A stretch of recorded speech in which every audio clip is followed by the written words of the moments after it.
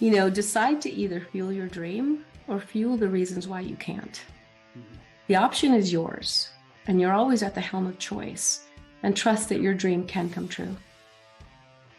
How do you measure abundance in your life?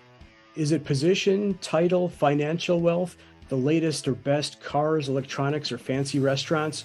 Sure, from a societal standpoint, these are all outward manifestations of abundance. Let me propose an alternate measurement. Your soul coming alive, guided by your passion and your principles, alignment across all areas of your life, pure, unbound potential. If this sounds too good to be true, consider changing the lens through which you view your life. This life is available to you, but you won't find it in any pill or quick fix seminars. It takes vulnerability, honesty, authenticity, and courage. You've got this. Easy day. Welcome to the most exciting adventure of your life. Welcome to a new way of living, and welcome to the 5 Mountain Adventures podcast. Hi, I'm Casey. And I'm Andy. And we help people feel better and thrive in stressful times. Our goal for this year is to help 5,000 people not only feel better, but to thrive in these stressful times via our podcast and mental fitness one-on-one and small group coaching. You can help us reach our goal by rating and sharing our podcast and following us on Instagram and YouTube. Help us raise the vibration of our world, moving from anger, fear, and division to courage, understanding, and compassion. It starts with us. And today we are speaking with Jessie Torres, a high-performance coach, author, speaker, and transformational leader. She's inspired by reaching the darkest moments of her life. Jessie reached a critical point of physical drain that was taking over her life, and she had zero fulfillment and was losing her relationships. She knew there was more to her life, and she was determined to achieve it. With this burning desire, 19 plus years of education and peak performance, heart intelligence, emotional intelligence, mindfulness, and working with the largest coaching company in the world, Jessie developed the Fierce Grace method. She successfully helped thousands live with passion and purpose and the highest levels of fulfillment without losing her mind, health, or family. She's the mother of 3 grown children that are also committed to changing the world. Welcome, Jessie Torres. Thank you so much. What a beautiful introduction. Wow. I'm like, wow. Thank you. Appreciate that. We appreciate your feedback there as well. And we'd like to open by finding out what our guests are most curious about right now. Well, I love the introduction and what you guys are up to. So I'm always curious as to how to reach even more people, to help them understand that they can alchemize their pain and turn it into something beautiful, a life of passion and purpose. So I'm always curious as to what that next level is and how to reach people that might be even in the darkest moments. Oh, I love that. And I think that's a great lead in to, we love hearing about origin stories and, what got you from that dark place to the path that you're on today. If you wouldn't mind sharing a little bit of your journey there. Yeah, for sure. And to initially answer that question, in which I speak on a lot, because often we don't think we have power to change our dynamic in the world. And honestly, what woke me up was an act of kindness. And it seems like it might be something so small to most, but because I was living in such a dark place, that one act short-circuited me. It was like if there was one little flicker left in my being, because at the time I was very apathetic and just really was wishing somebody would blow the red light and take me out, that whatever spark was left, this act from these people, it opened something up. I thought, I don't even know what this is, but whatever it is, if this feeling is available, then life is worth living. So backpedaling to the journey, I was, my first 18 years of life was living in my home with my mom, my dad, and my older brother. And until my little brother came when I was 13. But throughout all that time, I was being sexually abused by my father. And so I was warding him off, building traps, trying to, warn me when he'd get there. I tried to tell my mom when I was 16, and I use the word molest. My dad, in Spanish, the word molestar means to bother or annoy. So he used that and convinced my mom there was nothing else going on. So my mom never spoke to me about it again. And so for the next 2 years, I proceeded to still try and run from him. And I met this gentleman who was my friend at the time. And we started to notice that there was a deeper connection. And he took me out on a date. And when I turned 18, this is now when I'm 18, I rebelled. Like I thought, I'm an adult now and you can't tell me what to do. And I was still trying to get away from my dad. So he'd say, be home at midnight. I'd say, okay, great. I'll be home at 2, and I was just doing that. And my mom suffered a lot through it. She cried and she would ask me, why are you doing this? And I remember standing in the kitchen one day, looking at her in total like wonderment of like, how do you not know? Right. But having no words and then just leaving and keeping on with my actions. So that one day, this gentleman brought me home at 2 a.m. My dad was on the porch and he was furious. And from that, he told him, you get out. He told me, you get in this house.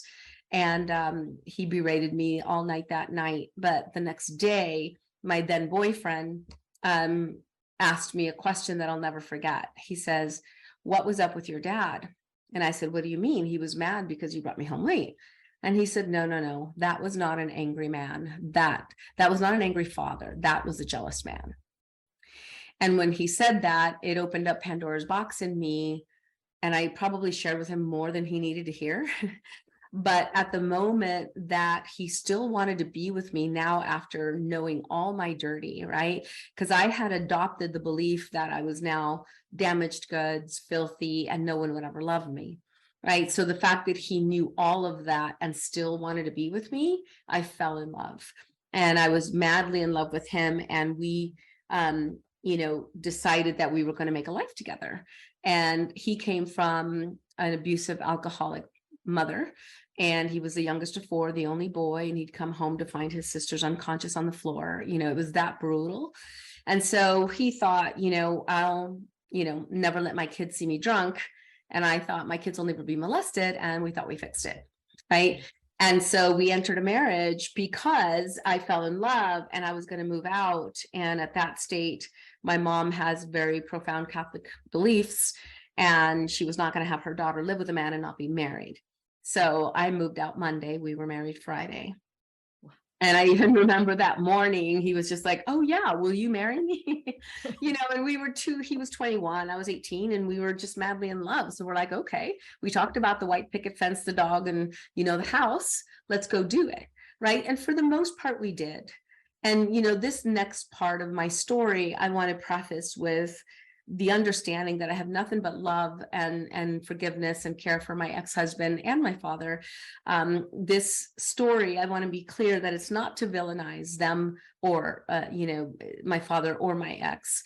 I feel like I have a beautiful relationship now, and I just am witness to knowing that it was 2 young people that, really wanted to make a go of it. And for the most part, we did. Like, we have the 3 kids and we did what we could. He was a police officer for LAPD, and it was that was in and of itself is a lot of to bring into a marriage, on top of all of the wounding that we had that we didn't know we were bringing an emotional state.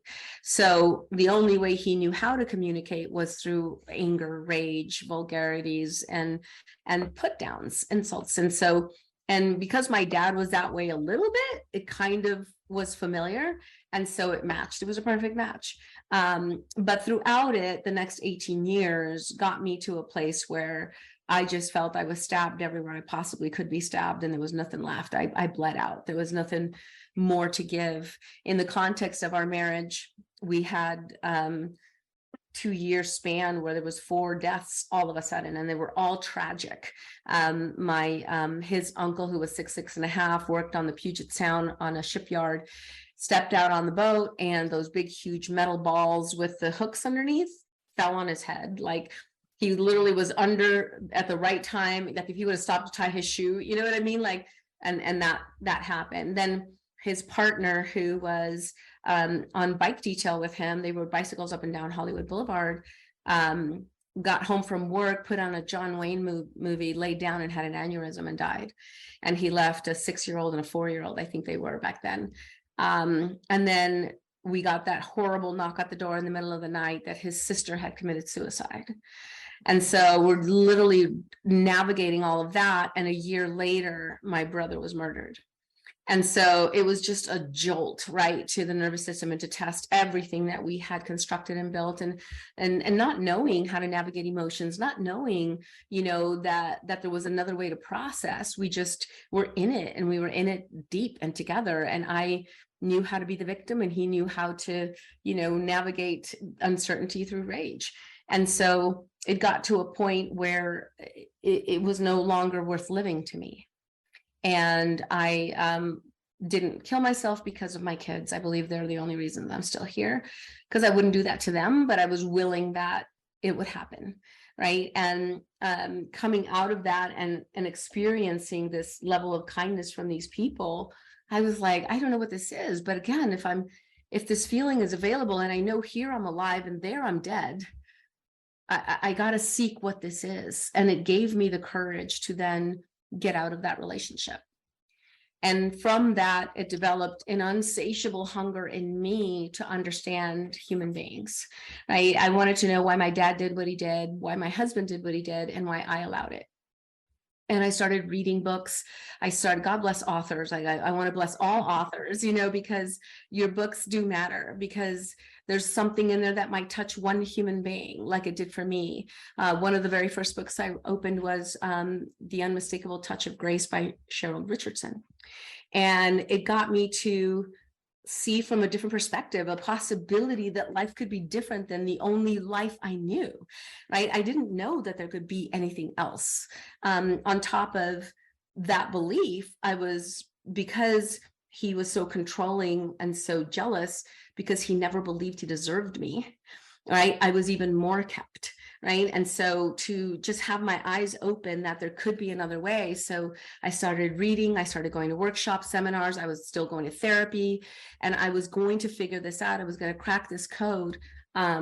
And subsequently, it led me to Tony Robbins, to being a coach for Tony for 6 or 7 years, and which was amazing because at first I went through Coaches Training Institute and got certified there, but I was working full time in the corporate arena trying to build a coaching practice on the side, and it just wasn't working. When I went to an event, and I was like, whoa, like it was a real estate event my sister took me to, and it was a gentleman who was teaching personal development, which I'd never heard of before. And at one point in the workshop, he said, my mentor, Tony Robbins. And I'm like, oh, well, if his mentor is Tony Robbins, I need to know who this Tony Robbins guy is, right? So I went on this search, and when I entered that environment and I went to an event, I'm like, oh my God, like I want to be a part of this community. I want to be a part of this kind of energy. I didn't know that this was available. And then going through that and becoming a coach, from then I've gone through apprenticing to be a shaman for a year. I've gone through my own spiritual journey, kind of evolved, moving past just mindset, but really understand the spirit's journey throughout this human experience, right? And really coming to that awakening. And to close the loop, in November of last year, so a little over 3 months ago, my little brother was murdered. And so it's kind of like one of those jolts in life where you literally take everything that you've learned and you apply it, right? You start to put it into practice, because yet here again is another like uppercut. And it was very interesting. When my first brother was murdered, I turned my back on spirit, God, source, whatever your belief is. I was just so angry. And I'm like, what if there's nothing? Right. And with my little brother, luckily, my journey has brought me to a place of deeper connection to God, source, universe. And I believe that everything happens for our highest and greatest good, even the suck. And I don't believe that God wastes the pain. And so throughout this journey of gut-wrenching sorrow, seeking the good in it, the gift in it, the opportunity for me. What can I see in this moment? If God chose that both my brothers are to be taken and I'm still here, what can I do? And how can I alchemize this pain into something purposeful? And that's where I am today. Wow, such an amazing, thank you so much for sharing that with us. Of And course. I can't imagine how profound people hearing this, what an effect it could have on other people on their own journey. And some of the places you must have been during those times. Do you mind me asking what that act of kindness was? Sure. Yeah, I love sharing that. Throughout the whole time I was kept in my marriage, right? Well, I knew there was a sense of adventure in me that I hadn't tapped into, but I was a stay-at-home mom. I worked off and on. I had my own little t-shirt company business. And then I worked when the kids started going to school. And I just wanted more for my life. I had never done it. I got married at 18. So I didn't get to play. I didn't get to explore who Jessie is. I was just a wife and a mom, you know what I mean? And I wanted more. And so I lived vicariously on the other side of the yellow tape through my husband's experiences. I went on ride-alongs and all of that. And I thought, but I don't want to be a police officer. I'm not going to be throwing anybody up against the wall, And so I thought, what about firefighting? And my daughter says, Mom, you're going to see a little kid cry and you're going to start crying. And I said, I can appreciate that. And I think that if I know that I have a skill set to help them, I think I can maintain my emotions. So I decided to enter emergency medicine. And the first introduction to firefighting would be to take that course so I can kind of get a feel for it. And this class, I was terrified. Like, I'm the girl in the back of the classroom peeing her pants because the teacher's going to call on her, right? And so the minute he's like, oh, you have to stand up and introduce yourself, I'm like, oh, no, I'm nervous. And because my husband was jealous and I barely got to go, right? Because I had taken this other like CERT class, which is Community Emergency Response Team that most communities have, and they teach you basic first aid and triage. He took it with me, right? So he could be with me, right? And then he was going to take this class with me, which he doesn't need because he's a police officer. He knows this stuff, but he just wanted to be able to be there with me. Anyway, it didn't work out with our schedule. So it was the first time I'd ever done anything on my own. And I was so nervous. And the teacher says, okay, this is a difficult course. This is about life saving, right? And so you're going to need group study. Okay. So, and I was like, oh man, I got to pick out all the women in the group because I can't, study with any men. My husband won't allow it. And it was that kind of feeling. So throughout the context of the course, I flunked. Okay. So what happened is my ex broke his leg in a motorcycle accident, his tib fib. And I was at the hospital in the morning before work. I would go on my lunch hour. I would go home, feed the kids, come back to the hospital, and I'd stay there till 11 o'clock at night. And I was studying a 10-chapter quiz and I flunked. And in that course, you can't flunk. You just can't. The teacher won't pass you because you're answering 911 calls. You know what I mean? So the teacher knew that there was something going on because this wasn't like me, right? And he came over and he said, look, after I shared with him what was going on, he said, okay, I'll make you an offer. He said, I will give you an incomplete instead of a fail if you promise to take the course again next semester. And I was like, oh my God, yes, for sure, right? So I was like on it. What he allowed me to do was audit the class. So it's half lecture, half scenarios. So because I was auditing, I became the patient for everybody. So he would put me under stairwells, underneath cars, and the students are plucking leaves out of my hair. And they're like, thank you so much. And that already, I was like, I'm just like doing these things that are terrifying me, right? At one point, he gave me a water bottle and he's like, okay, you're a drunk. Start walking around. And then I'm like, oh my God, like I'm having to do these things that I would have never done, right? People are strapping me to a gurney. And I'm like, my husband saw I'd be dead, right? So I was kind of like moving through all these fears. And then what I had done is I back then, this is back in 2003, right? So nowadays we make movies on our phones, right? Back then I was taking pictures and I was putting them together in a compilation with music and the whole thing. And so I did this video of them where they came in with like mohawks and earrings and now they're standing at attention. And, as a gift, I was just kind of a techie that way. And they all pulled together and put money and bought me a Best Buy card. And that little act, right? Like it seems so simple, but that one act of like just me, it even brings me emotion now, like just being considered, just being thought of, just knowing that all of them came together and put money to give to me, right? My father had told me that people, want to take advantage of you. If you go to parties, they'll slip something in your drink and because that's what he was doing, right? And my ex told me people subconsciously want to break up a good thing, Jessie, so don't talk about our marriage to anybody, right? So I always walked with my head down. I didn't make eye contact. I always thought people were just there to take from you. And it had been my experience. And for them to do this without wanting anything in return, I was like, I don't know what just happened. But I knew that Saturday class, I was alive. And when I would go home, I felt dead. I felt disrespected. Little things like a little dog that I had bought for me, and I wanted it to not be fed table food. I wanted it to not, play fight because it gets taught to get aggressive. And I remember coming home from one of the classes because I had to make lunch for everybody, because if I didn't come home from class and make lunch, God knows nobody would eat. Right. And so I came home, and I remember all of those asks were totally not honored. And the play fighting was there, and all of that. And I was just like, it was that simple. It felt so surreal, the contrast of what I was feeling when I was in this class and what I was feeling when I would come home. And so that made me see from the perspective of my reality and what I was tolerating and what was no longer tolerable. Because if this emotion or this state of being was available to me, why am I not grasping it?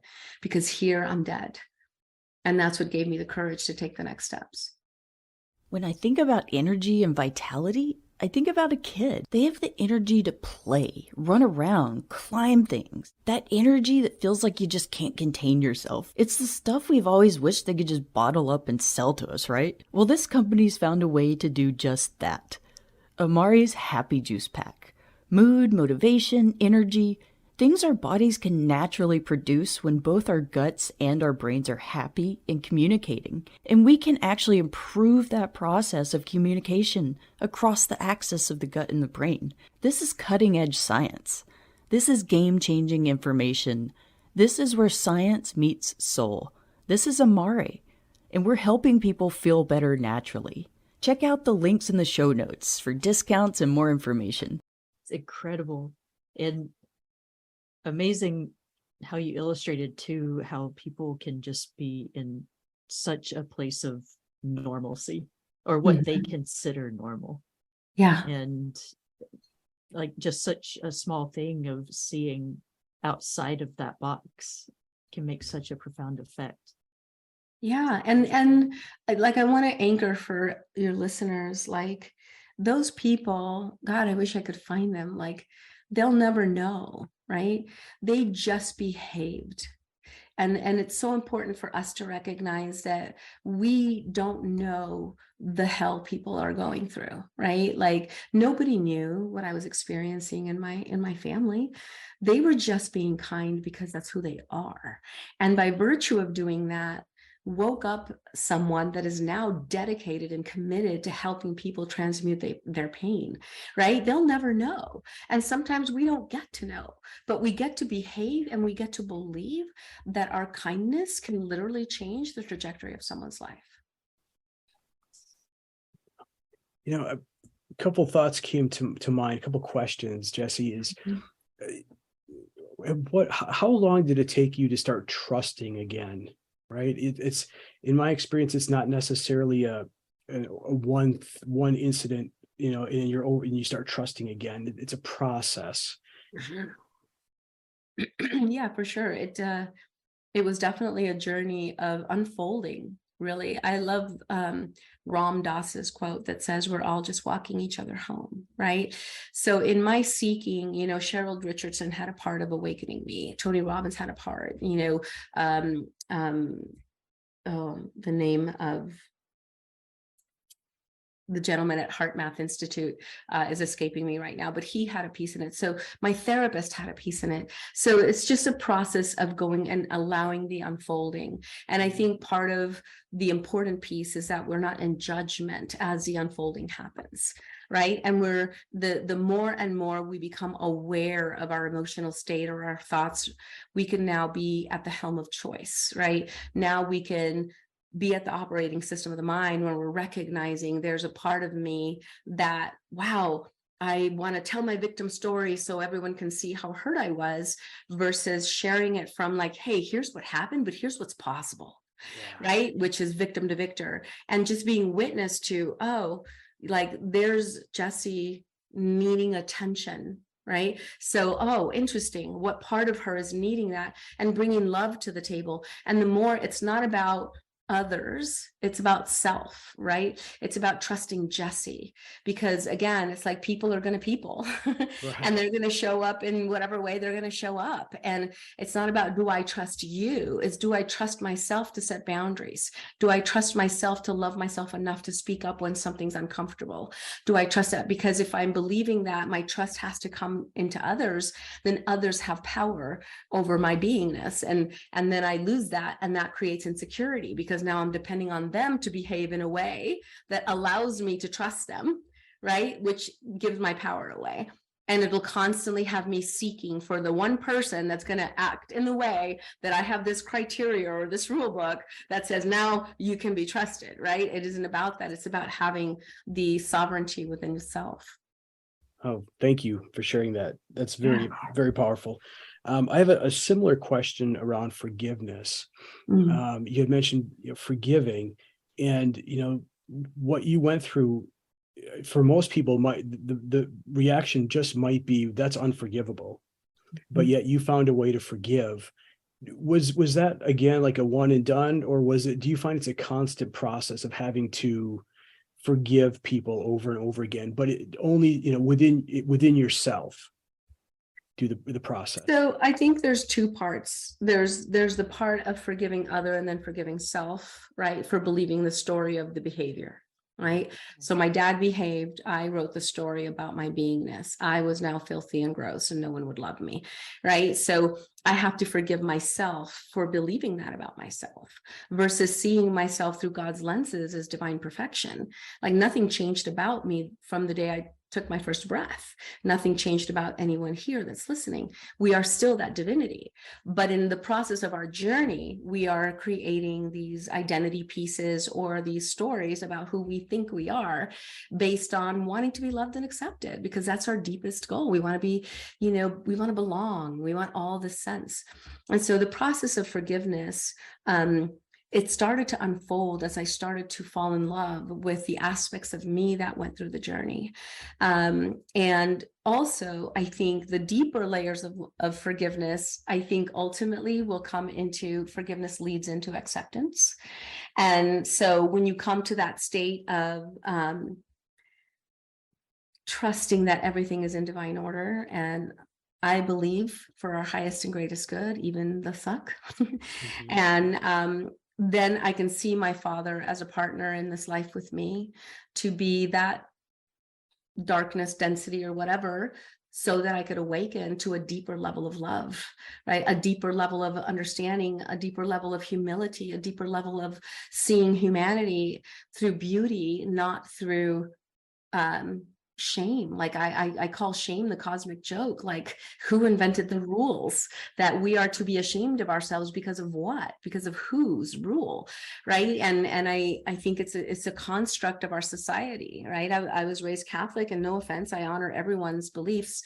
However, in the context of my Catholic upbringing, I had to make up lies to confess to the priest, which didn't feel good. And then you give penance, and then you come back next week for the next amount of sins that so it's just like, so I am this wrong thing. Anyway, forgiveness, I think, if I could share a quick little story. Sure. Absolutely. So Neil Donald Walsh, are you guys familiar with Neil Donald Walsh? He wrote the books Conversations with God. And Conversations with God is a great series. I actually haven't read them. I picked one up once at a retreat, and I thought it was sounding pretty good, but I hadn't read. What I did read was one of his children's books. And this story, it brought such clarity, again, in the journey, right? He tells the story of the little soul and the sun, and that's the name of the book. And the little soul goes to God and says, God, I'm ready to experience life on earth. I'm really excited. And so God says, okay, great, let's get you ready. And God says, well, wait a minute. If we're going to have you experience life on earth, what do you want to experience it as?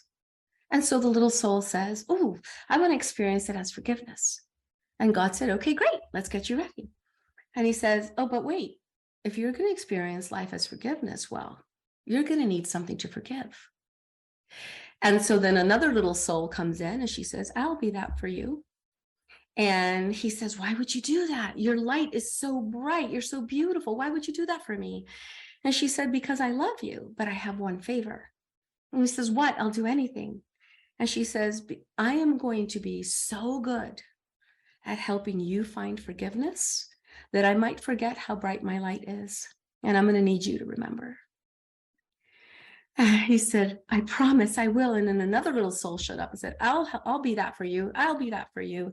And all these souls together came with that one little soul to help him find forgiveness. If we take that beautiful story and we acknowledge that every person that we come in contact with was in partnership with us to help us come to a different level of understanding and acceptance, we start letting go of blame. We stop letting go of wrongness and wrongdoing. You know, I could say, was it wrong my father did that? Well, in the construct of, yes, our human experience, yes, that would be considered wrong. In the construct of my spiritual awakening, it was a part of the depth of the darkness that I needed to go through so that I could experience the height of my light. And so the outcome, I think, in this lifetime is to be in the unfolding of that, to be witness to our divinity and the beauty of our light, especially in the depths of our darkness. In those moments that I was building traps for my father, I could say, poor little girl, how awful that she had to build traps, which is true.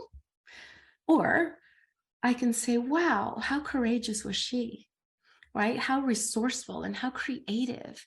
And here's the thing, I didn't know that I was going to need resourcefulness, courage, and creativeness when I was getting a divorce. And I had to find a place for my kids and I to live, right? So if anybody is going through darkness right now, if God could whisper to you and say, I know this really sucks right now, but if you knew that I need you to build resilience and why, because I know what's coming, you would understand. And we don't get to know. We just get to trust. And like Byron Katie, which I love, she says, you know, when you walk around saying that shouldn't have happened, she says, well, it should have because it did.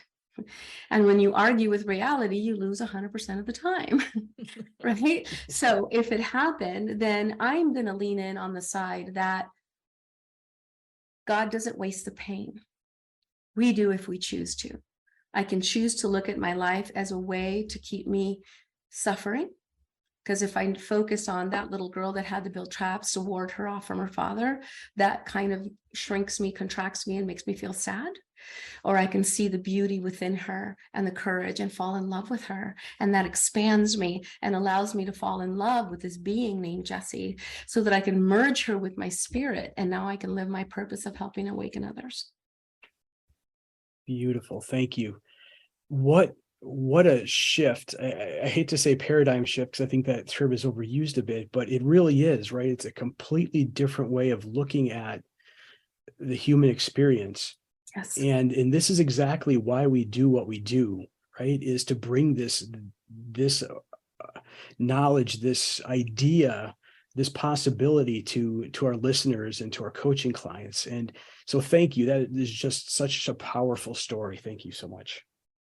Absolutely. I don't know if it was just the energy and love that you shared through that story, but I got emotional. So powerful. Yeah, Wow. I appreciate it.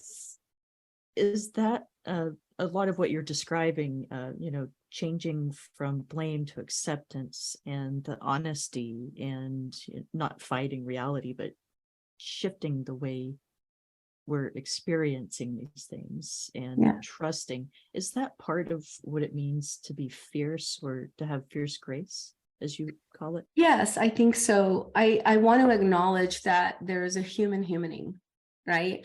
And so like acceptance is ultimately where we want to get to, right? Like I became a total geek about people that have experienced NDEs, right? Near-death experiences.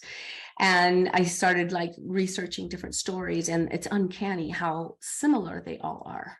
When you come down to it, and these are people that don't know each other, but what they got was, in fact, Dr. Zach Bush, which I love, he was talking about how he would be the doctor that would come in and resuscitate people when they flatline in the hospital. And what he found was he kept doing it, thinking that's what he's there to do. But it was uncanny how many times people would come back and they'd say, "Why did you do that?" He was like, what do you mean? This is what and I got put you back. Like, isn't this the greatest thing? And it was because on the other side, they felt 100% acceptance. All of a sudden, the weight of being a mom, a dad, a woman, a insurance salesman, or whatever the roles that we play were lifted. And you were just this energy of love and acceptance. And I was like, wow, how can we bring that without dying? Like, how can we bring that total acceptance to the now so that we can live a life of fulfillment and a life of joy and a life of our limitless potential? And fierce grace is recognizing that we're not going to kumbaya our way. Like, we're not just going to sit on a mountain and not, we're still here to human, right? We're still here to have this experience. And so I believe forgiveness, I don't want to bypass that. Ultimately, if we come to acceptance, we accept that everything is in divine order. However, the human still needs that sense of knowing forgiveness, right? Still needs to forgive in the context of the person that never gave the apology. Because if not, our meaning maker in our brains says, well, that means I can't trust men, or that means I'm never safe, or whatever. When we come to that level of forgiveness, we release the shackles. And so I believe there's a fierce energy inside all of us. There's a deeper conviction to persevere. And sometimes we don't know what we've got until our knees hit the floor. Right. And in those moments that we just can't go on, there's a fierceness, there's a will to keep going and persevering. And we find that resolve. And I think grace is a part of embracing that beauty in a way that isn't pushing and force, right? Because in survival, sometimes we do it, we're just like, all right, fine, rip the Band-Aid off and I'm going to do the thing, right? And then we're exhausted. And then we get there, like high achievers will do this, right? It's just like they're constantly one achievement after the other, and they're exhausted, but they don't realize that they're not chasing the achievement. They're chasing the significance of being and worthiness on the achievement. So the achievement is never enough, because you're chasing the wrong thing. And so when we're able to see that depth of fierceness that we have in our spirit to keep going in this lifetime and to create the life that we deserve, that we are graceful with its presence, and that we don't swing the pendulum too far where we have this grr energy, or we're just like, get out of my way, I'm the bull in the china shop. And that the only way that I'm going to survive is by pushing through. Life shouldn't have to be a push through. I say when we get to those comfort zones and we want to push through, I say it's just an edge that needs to be softened. Right? It's just an edge that needs to be softened. Ooh, this is a little edgy. Okay, great. Just soften, bring love to that edge, and then keep going. And so that's the combination of the fierce and the grace. It's the dark, it's the light, it's the positive, it's the negative, it's the masculine, it's the feminine. And how do we flow in that infinity symbol of not or, but and, right in the middle? And we access both aspects of its power. And is that how we get to the point of transformation? Or how would you describe that piece? Yeah, well, so transformation definitely is going to be unique to the individual, depending on the level that they're at. Right now, at this stage of the game, back when I was going through this, we didn't have the plethora of information on the internet that we have now, right? Like, now people are Googling how to get out of depression or how to get out. The problem is that we're grasping onto information and not transformation. And what can happen to the human being is that there's so much information now, is that we start to stack. I use the analogy of a computer system, right? You want cutting edge software and the fastest internet available because you're going to do your online business, right? So you pay extra, you get the online, the fastest internet, and then you go on your computer and you see the spinning wheel of death. Right? And you're like, what the heck? I paid for fast internet. I want this result. But what happened is you open up your computer and you have old programming, right? The OS has not been upgraded. So it doesn't matter how fast the internet, you are going to glitch, right? So in this world of information, we're grasping all this personal development, we're grasping all this information, and we're stacking it on top of an old OS. And when we glitch, we have the sabotaging voice gets excited, right? Because that glitch invites for a deeper level of shaming. Why? Because now we know better. I read the books. I know I'm supposed to do positive affirmations, but here I am in a funk. Here I am sad. Here I am depressed. Here I am in rage again.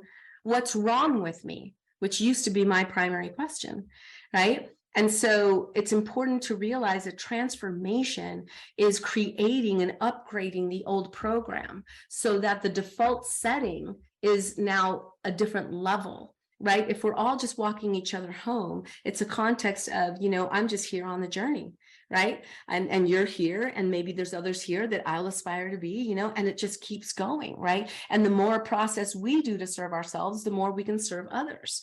And in that, we start to pay attention to making sure that we're creating a new threshold, a new OS, by reprogramming that with which we want.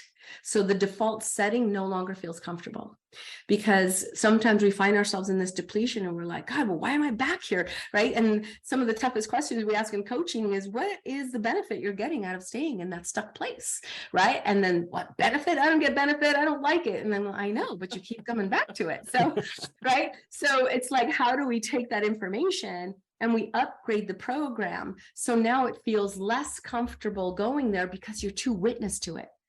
Right? My outcome is to help you see the unseen so you never unsee it, because now you can't go there. You have to go to the new default setting of awareness, and that's where transformation begins. I love that analogy too. We were just talking about we can do all the reading of books and downloading of, guides and step-by-steps and this and that, but until you actually start applying it to your life and living it and making it part of who you are or your operating system, it just becomes information on top of information. Right. Or we were calling it useful knowledge, but. And that happened to me actually. One day I actually woke up in the morning and I got this like loud voice that said, write about compassion.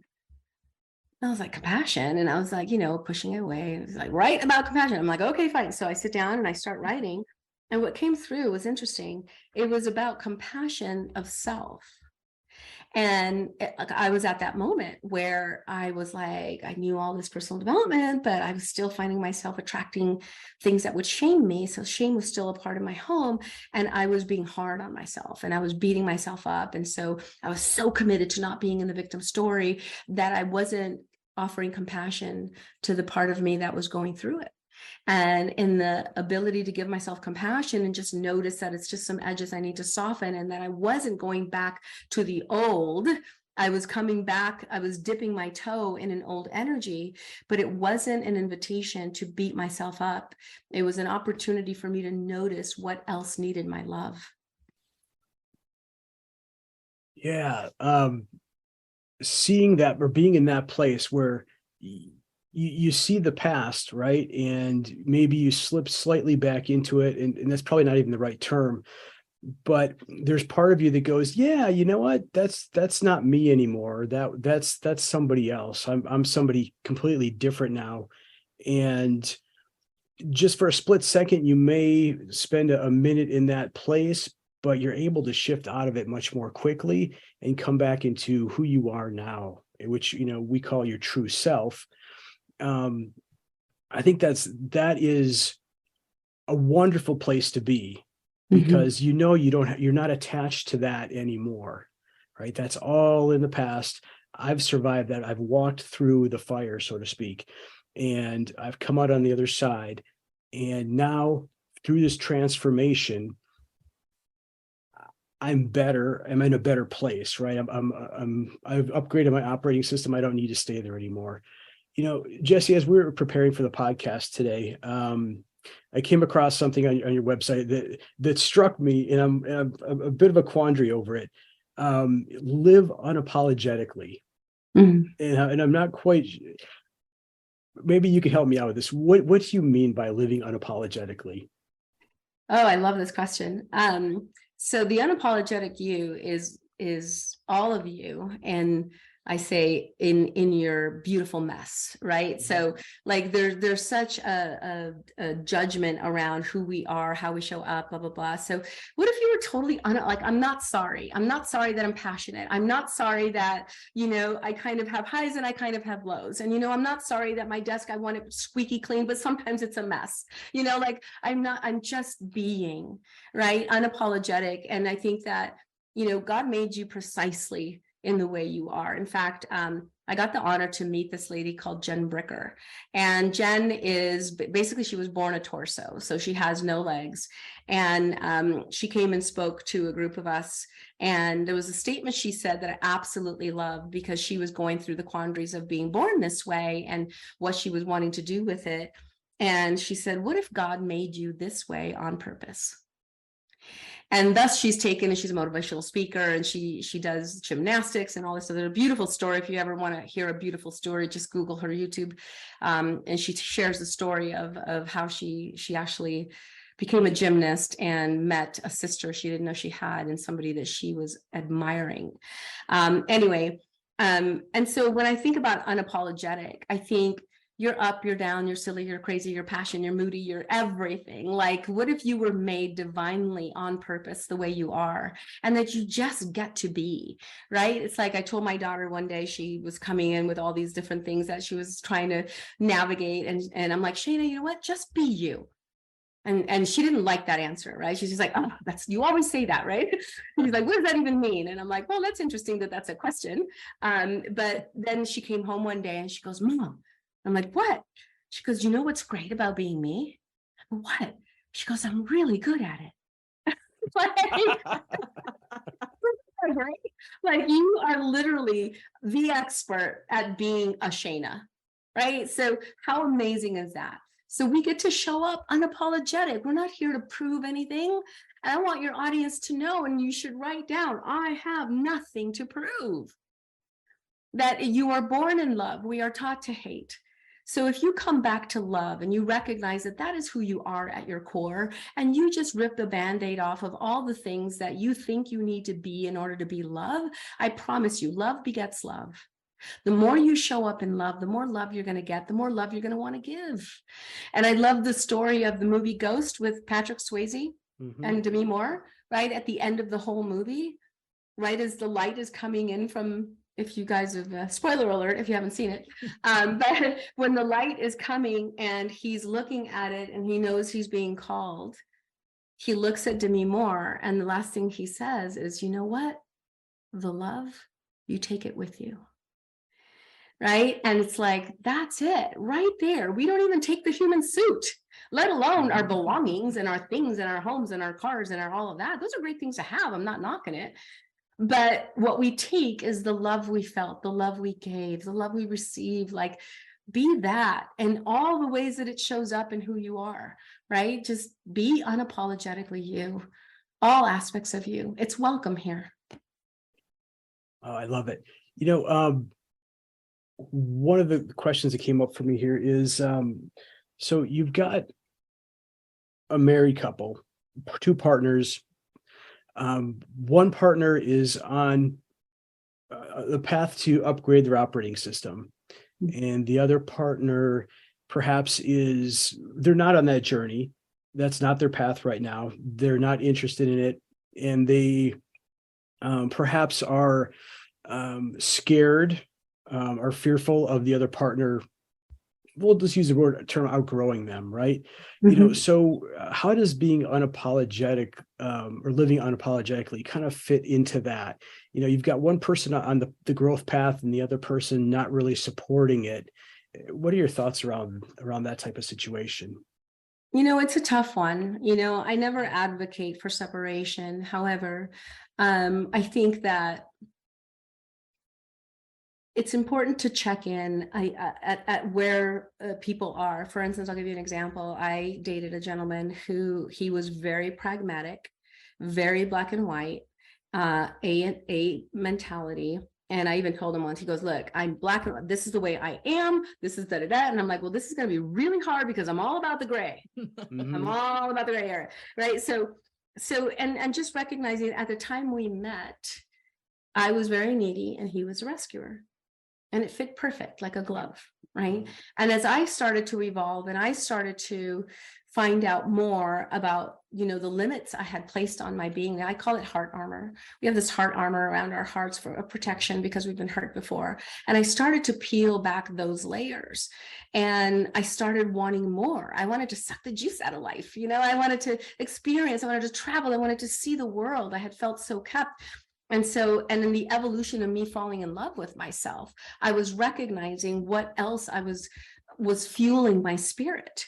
And he wasn't a bad person. Well, I mean, he had an affair and blah, blah, blah, whatever, but he wasn't a bad person. And I loved him. And we were trying to now come from this place of the wound that had happened and to come back together somehow. But I had expanded and grown so much that I realized he was very comfortable where he was. And he was limited by his own sense of protection. And his hurt was so profound. He's like, no, I'm fine. I'm successful under the construct of what society deems successful. I'm not in the poorhouse. I've got money in the bank. I'm healthy. I'm relatively fit, so from his model of the world, he was doing great.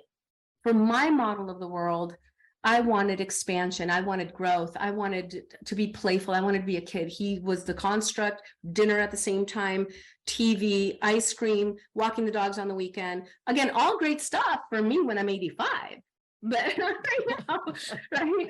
And that'll be cool one day, but not for me. And so I just recognized that I started to tell him what I wanted because he would ask me. And then I was being wronged for it, right? So I have to go by Jessie's list of what she wants. And I'm like, well, no, but yes. I was like, I'm trying to ask for what I need, but you're wronging me for it. And then I got to this one specific moment where I was, again, with the best language I can give, just because he kept chasing me and didn't want the relationship to end. And I didn't either, honestly. I loved him, but I knew that it couldn't continue the way it was because I knew that there would be a part of me that would die. If I settled and I just decided to sit on the porch and, walk the dogs and watch Wipeout, I knew that there would be a part of me that I was turning off. And I wasn't willing to be the sacrifice anymore. A very smart mentor told me once, get off the freaking cross. We need the wood. And so I was having this conversation with him in my best language, trying to explain to him. And I swear to goodness, it like the cartoon, I saw a huge question mark over his head. And I was like, I am harming him more than I'm doing good by staying, even though he doesn't believe it, right? He's like, no, we could do it, right? Like I'm harming him because he's feeling like he can't win with me. And so it was starting to make him feel less of a man. And I realized in that moment that I was wanting him to be something he was not going to be. And like we say, when people show you who they are, you have to believe them, right? And in that moment, I realized, you know what? You deserve somebody to love you exactly where you're at. Because one, it's not in my power to change anybody. Two, I'm not falling in love with someone's potential, right? It's just he's beautifully where he's at. There's no wrong in it. It just wasn't for me anymore. I wasn't in that place of neediness. And part of him having the affair was he didn't feel significant anymore because his model was, I need to rescue. You don't need rescue anymore. I need to go rescue somebody else. And he would get that through an affair, right? So again, there was all these things that I was now witness to because as I was growing, I was like, oh, this is what's going on. And I understood it, but he didn't want to move through it. And that's okay. No harm, no foul. I love him anyway, but it was not going to work within the context of our relationship anymore. Thank you. That's very powerful and profound. The question that also came up for me, Jessie, is what keeps people from living the life they truly want? I mean, we hear all about all these great ideas and all the programs that are out there, but what's the friction point that you see most often? The belief that they can't have it, right? I think that we have stopped dreaming, right? There's a level of don't dream so big. Get real, right? Be realistic. You're never going to get there. Like, I remember the same gentleman, I wanted a BMW convertible. I was riding a little Toyota RAV. And he's like, back then it was like 50 grand. He's like, that's an expensive car. You'll never be able to do that. And I thought, tell me I can't, so I could say, watch me. Right. But there's dream stealers, right? And it's not always because they're bad. They just have given up on their dreams as well. And so we stop believing that we could have a life of just joy and abundance. Like for me, like at this stage of my life, I want to live with moments of awe. Right? I want to seek those moments. Like, God created this planet with so much beauty, and I find awe in its beauty, but I also find awe in the beauty of a smile or a baby giggling, or a tender touch, those things that bring us back to our center. And so I think one of the things that stops us is from believing that we can have it. And you can. I believe there's no limitation to the human being except the belief that there is one. Yes. Dream big. I love it, right? We hear about, maybe this is the wrong context, but we see, this is going back to the material world, right? Is we see all these things on TV, all these lives of the rich and famous, these things that we're supposed to want because society tells us they're important. But in truth, the things that we really should want, at least in my opinion, are within us and within us to share with our loved ones, the people who we associate with, that we let into our lives. So thank you. That is brilliant. Well, I've coached billionaires, like literally, who have come to coaching and said, can you teach me how to just be? Because I've been doing my whole life. And they're on their 5th marriage. Their children don't talk to them, and they're tired of hiring a massage therapist just for physical touch. Right? So these people can buy an island, but they are poor in their spirit. So we have to pay attention to that and realize that whatever it is in the most profound moments of your quietness, when you're dreaming and seeing a life that you wish you had, it is totally within reach. I think you've illustrated beautifully some of what I'm going to ask next. But if you could put, just into a few words, what makes the Fierce Grace method different from other coaching programs out there? Because I believe that there are coaching models, and this isn't about a coaching model. It's about a beingness. It's about connecting to that part of us beyond all the heart armor, right? That beautiful divinity that's under there that you've forgotten about because you've been protecting your whole life, and you're now living through filters of who you think you need to be. And then we spend our lives unraveling all of that to find we were the divine perfection we always were, right? So what we are going to do is we're going to unravel that. It's not therapy. We're not going to the past to linger there. We're just going to go to find where the actual meaning was made. Where was that defined moment that there was a piece of armor that was created? And I feel like there's different pieces of thread. You have a quilt or a piece of fabric where there's this thread, and you pull it and it just comes up and it comes out. And it was like, oh, why did that get in there? It's those threads in our, as my daughter calls it, the divine choreography of our life, that were placed. What if they were placed strategically there by source or our creator to be those moments to either choose limitation or choose expansion? In our unconscious conditioning, we chose limitation oftentimes. You ever wonder why you have 2 kids in the same household and one thrives and the other one doesn't?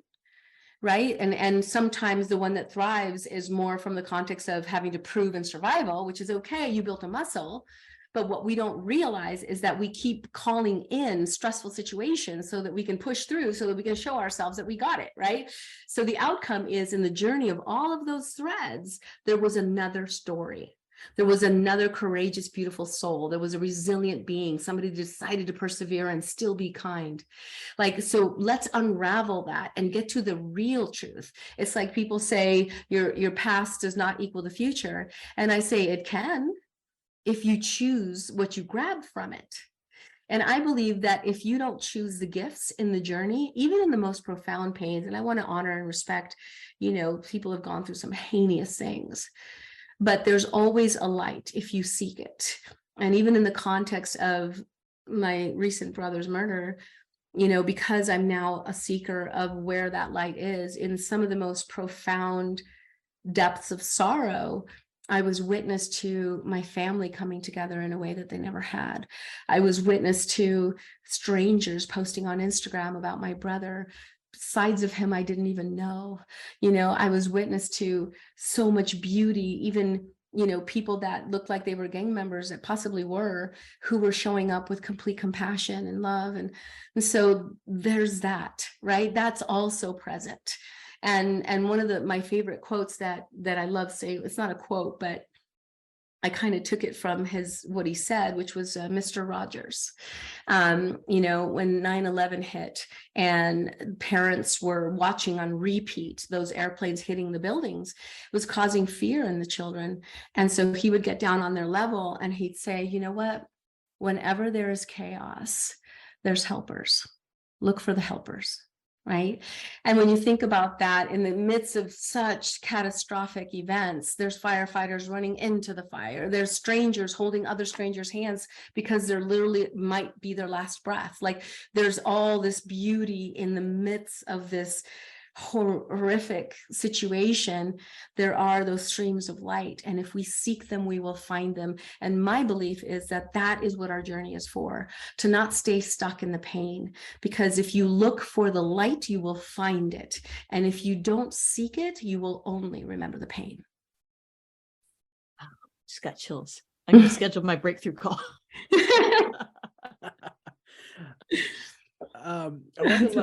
Jessie, I want to allow you some time to talk about your coaching program, which you just touched on, but also you run some retreats, and I love the title here, but I'll let you take it away and tell us what it's about, because I think it's pretty cool. Which retreat are you referring to? The Healing is Sexy. Yes. Yeah. Good. I'm so excited, because those are the two things at this point. I'm going to offer a Fierce Grace retreat, but it probably won't be until late July. But right now, and part of what evolved out of my little brother's death was stopping the avoidance of talking about healing, right? Because there's all this stuff that we want to put in a construct. Oh, who am I to be a healer? Who am I to be someone that talks about spiritual awakening, right? It's just like, and I feel this constant like nudge from God going, you keep asking me what your purpose is. I keep telling you and you keep ignoring it, right? Yeah. And so I was like thinking about healing, and I was thinking about, where my brother's mindset was. Where's the mindset of the guy that killed him that we still have to go to court for? Like, what happened? What happened in his childhood? I want to understand. And I was walking around my office, and I'm like, you know what? Healing is sexy. Like, right, because a turned on human being is just delicious, right? It's like catnip to the spirit. It's like, oh, I don't know what it is about you, but I just you seem like you're in joy all the time. You seem like you're smiling all the time. You seem like so how can we get through this healing process so that we can start to literally love life again? It's like another quote that I love. I have these quotes all of a sudden. Howard Thurman, which is, don't ask what you could do for the world. Ask what makes you come alive, and go do that, because we need more people to come alive. And that's what I'm here to do. And healing is sexy. It's an opportunity, if you could imagine being catnip to the spirit, right? Where you unplug this cosmic freaking plug that has you in some sort of construct or limitation or belief system or rules, or that says that you are not the divine perfection that you were created in, then you're living a life of limitation and a life of belief that you're not enough, or that you have to look a certain way or be a certain way. And God knows society feeds us that stuff. And we compare ourselves. And now you got all these filters on TikTok, and She's like, you don't even know what's real anymore. You know what I mean? And it's just like, I'm like, what if whatever you believe is the apex of success and beauty, what if you can find that within, so much so that you ever see somebody who's by the construct of society standard gorgeous, but has a really ugly attitude? Mm-hmm. Right? The beauty automatically goes down. Yeah, she's pretty, but or the other way around. Someone who by society standard is kind of average, but their spirit is on fire and they're just like, oh my God, you are gorgeous, right? So again, we've been sold a story about who we think we are. So you know what? Healing is sexy. And that's something I've had to own too in the construct of my own evolution and healing process of my dad's sexual abuse. How do I fall in love with what I consider to be my body was my biggest pain? It was what I believed that it attracted my father in the wrong ways. With my husband, I had to be the trophy wife, but then if I got attention, he would get in fights. And so then I'd gain weight and then he'd be like, hey babe, you put on a few pounds, are you sure you're going to eat that? And so then I'd lose weight, then I get attention, and then he'd get in fights. And it was this vicious thing. I just wanted to wreck this thing called this vehicle of my body. And so I had to learn to fall in love with Jessie so that the outward expression of me was just kind of like the thing that people see, but it wasn't what made me. And so what I did with Heal and Grow Rich, which is the URL, healandgrowrich.org, is a 3-day immersion with me.